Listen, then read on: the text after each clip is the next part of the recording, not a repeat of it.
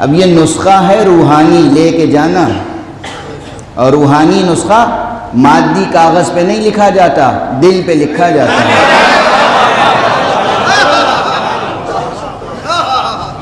معلومہ کوئی صاحب کہیں کاغذ سے لکھ دیجئے، یہ کاغذ اور یہ روشنائی اور یہ قلم، یہ کیا حیثیت ہے اس کی؟ دل پہ لکھ لیجئے یہ نسخہ کہ قرآن مجید کا یہ جو پہلا سورہ ہے، سورہ مبارک ہے حمد، سورہ مبارک ہے فاتحہ، یہ اس کے لیے کیا بیان ہوا ہے؟ سنتے رہتے ہیں آپ کہ جو کچھ پورے قرآن میں ہے وہ سورہ حمد میں ہے، تو گویا سورہ رحمان بھی سورہ حمد میں ہے، سورہ یاسین بھی سورہ حمد میں ہے، سورہ مزمل بھی سورہ حمد میں ہے، سورہ واقعہ بھی سورہ حمد میں ہے، سورہ کوثر بھی سورہ حمد میں ہے، سورہ دہر بھی سورہ حمد میں ہے، سب سورہ حمد میں ہیں۔ جو کچھ کل قرآن میں ہے وہ سورہ مبارک ہے حمد میں ہے۔ کتنی فضیلت ہے سورہ حمد کی۔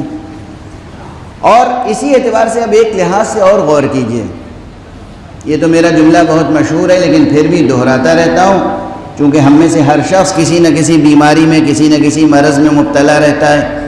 اگر جسمانی مرض نہیں ہے تو کم سے کم کہیں نہ کہیں نفس میں کوئی نہ کوئی بیماری ضرور لاحق رہتی ہے، چونکہ یہ زمان و مکان جو ہے نا، یہ جو اسپیس ٹائم کمپلیکس ہے، یہ جو اس دنیا میں ہم جی رہے ہیں، یہ غبار آلود ہے، یہ خاک آلود ہے، یہاں بہت پولوشن ہے۔ بہت مشکل ہے کہ دامن کو دھبوں سے بچا لیا جائے،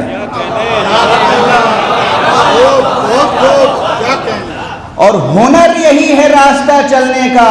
اس سلیقے سے چلو کہ گرد اڑتی رہے مگر تمہارے دامن پہ جمنے نہ پائے۔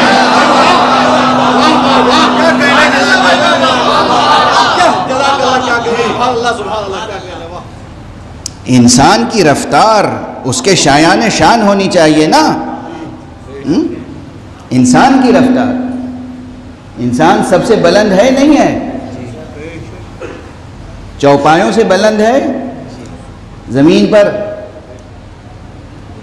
رینگ کے چلنے والوں سے بلند ہے؟ فضا میں اڑنے والوں سے بھی بلند ہے؟ اب میں کیا عرض کروں، بے اختیار ایک شعر یاد آ رہا ہے اردو کے ایک کلاسیکی شاعر کا، اس میں بڑا اچھا پیغام ہے، اور وہ شعر یہ ہے کہ مضمون شعر پہلے سمجھاؤں یا شعر ہی سنا دوں براہ راست، یہ بھی سوچنا پڑتا ہے، اس لیے کہ بعض بچے وہ ہیں جن کے لیے اردو مشکل ہے یا مضمون مشکل ہوگا، تعجب ہوگا یہ کیا بات ہے۔ کہنے والے نے کہا ہے کہ فرشتے سے بہتر ہے انسان ہونا، فرشتے سے بہتر ہے انسان ہونا، مگر اس میں لگتی ہے محنت زیادہ۔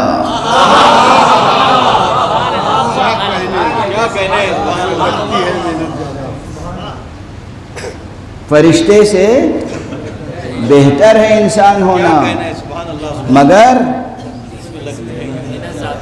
اس میں لگتی ہے محنت زیادہ۔ ایک اچھا انسان ہونا، ایک واقعی انسان ہونا، ایک سچا انسان ہونا کم رتبہ ہے۔ اگر ہمیں ہمیشہ یہ لحاظ رہے کہ ہم انسان ہیں، اللہ نے ہمیں انسان بنایا ہے، اللہ نے ہمیں اس دنیا میں انسان بنا کے بھیجا ہے، اگر یہ لحاظ رہے تو انسان کبھی کوئی اونچی حرکت کر ہی نہیں سکتا۔ اور فرما رہے ہیں آپ، صرف انسان ہونے کا خیال ہو تو انسان کا رتبہ بہت بلند ہے۔ انسان کے شایان شان جو رفتار ہے وہ ایسی ہونی چاہیے کہ گرد اڑتی رہے، غبار اٹھتا رہے، آندھی چلتی رہے، طوفان اٹھتا رہے، مگر آپ کے دامن پہ گرد بیٹھنے نہ پائے۔ بہرحال تو اب بات سے بات نکلتی چلی جا رہی ہے، عرض کرتا چلا جا رہا ہوں۔ میں تو یہ کہہ رہا تھا کہ ہم میں سے ہر ایک کا نفس جو ہے کچھ نہ کچھ اس میں مشکلات ہوتی ہیں۔ اب مثلا پھر ایک شعر یاد آ گیا مرزا دبیر علیہ الرحمہ کا، مرزا دبیر علیہ الرحمہ نے فرمایا ہے کہ دل صاف ہو کس طرح کہ انصاف نہیں ہے، دل صاف ہو کس طرح کہ انصاف نہیں ہے، انصاف ہو کس طرح کہ دل صاف نہیں ہے۔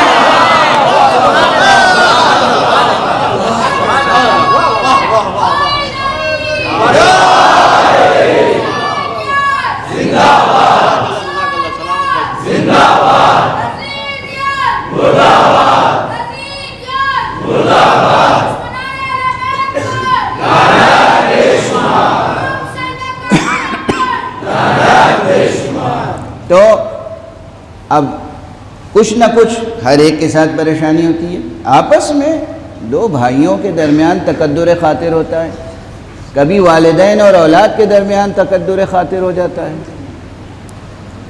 عزیزوں میں، رشتہ داروں میں، دوستوں میں تقدر خاطر ہو جاتا ہے۔ اس سب کا علاج کیا ہے؟ جسمانی علاج سے لے کر نفسانی بیماریوں کے علاج تک پیغمبر اکرم شفیع المذنبین اور طبیب الہی حضرت ختمی مرتبہ صلی اللہ علیہ وآلہ وسلم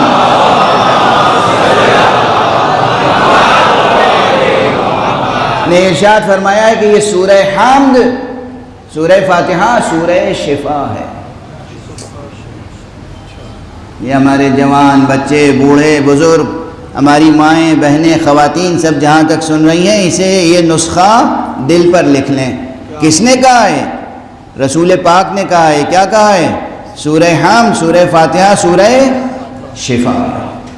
اور جسمانی آلام، جسمانی دکھ درد سے لے کر نفسانی دکھ درد تک ہر بیماری کے لیے شفا ہے۔ تو یہ ایک بات ہوئی سورہ حمد کی فضیلت۔ اس کے بعد ایک چیز کی طرف اور توجہ فرمائیے کہ قرآن مجید میں 6000 سے زیادہ آیتیں ہیں، مگر نماز میں جو روزانہ پڑھنے کے لیے واجب ہے، اور روزانہ 1 مرتبہ نہیں بلکہ روزانہ 5 مرتبہ، یہ حکم شرعی ہو جاتا کہ بھائی کہیں سے بھی قرآن مجید کا تھوڑا سا حصہ ضرور پڑھ لیا کرو۔ سب کلام الہی تو ہے، یہ نہیں کہا گیا نا۔ کیا کہا گیا؟ ہر سورے میں نماز صبح 2 رکعت ہے تو دونوں رکعتوں میں، نماز ظہر 4 رکعت ہے تو شروع کی دونوں رکعتوں میں، نماز عصر 4 رکعت ہے تو شروع کی دونوں رکعتوں میں، نماز مغرب 3 رکعت ہے تو شروع کی دونوں رکعتوں میں، نماز عشاء 4 رکعت ہے تو شروع کی دونوں رکعتوں میں، اور اگر تمام رکعتوں میں بھی پڑھی جائے تو فضیلت کی بات ہے۔